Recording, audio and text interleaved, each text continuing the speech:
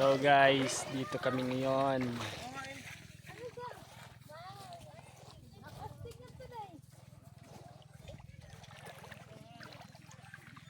Pagka-DM.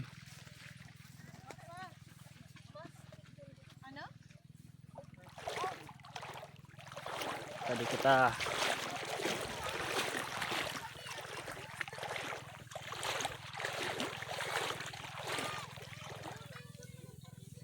Hamabaw. Pwede rito ang mga bata guys. Kasi napaka-astig at safe dito kaysa doon. Dong isla na yun na napakalayo. Hindi naman gaano kalayo. Kaso mas delikado doon. Ito naman yung tropa.